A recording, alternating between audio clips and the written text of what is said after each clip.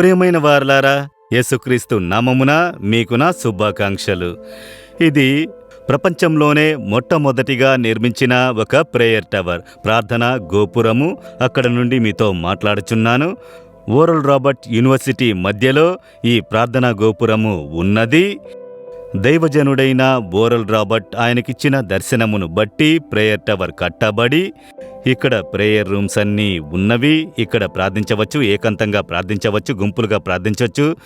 మీరెప్పుడు ప్రార్థించడానికి కావలసినట్లు వసతిగా ఈ prayer tower కట్టబడినది.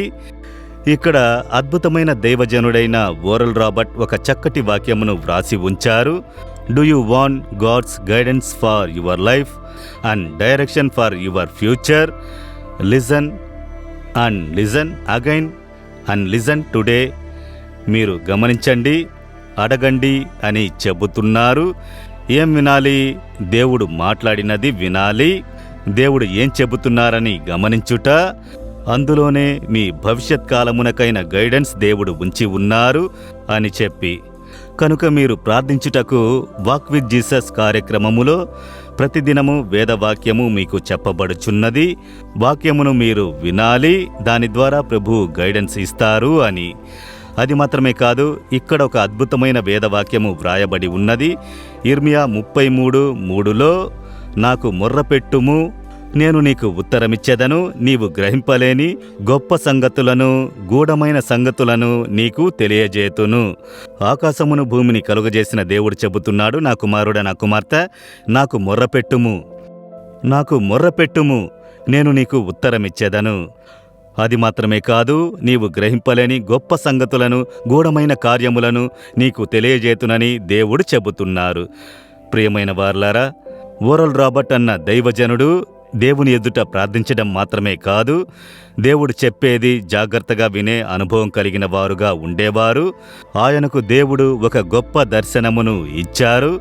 Oral Robert university ప్రారంభించి రాబోవు సంతతి యవ్వనస్తులకని, వారి భవిష్యత్ కొరకై ఒక అద్భుతమైన యూనివర్సిటీని స్థాపించున్నట్లు వారు దేవుని యొక్క స్వరము విన్నందున ఈ బ్రహ్మాండమైన గొప్ప క్యాంపస్ను దేవుడు ఇచ్చి ఇప్పటి వరకు ఆ దైవజనుడు పరలోక రాజ్యమునకు వెళ్ళారు.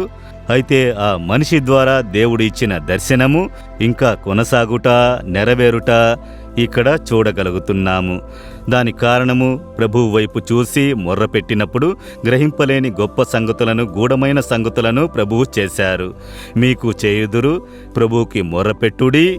ఆయన ఏం చెబుతున్నారని గమనించండి. మీ జీవితంలో గొప్ప కార్యము జరుగును.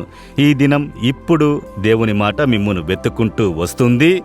దైవ సమూహంలో కనిపెట్టుకొని కూర్చుని దేవుడు ఏం చెబుతున్నారు అన్నది గమనించుడి. అడగండి, దేవా, నేను పిలుచుచున్నాను, నాతో మాట్లాడుము.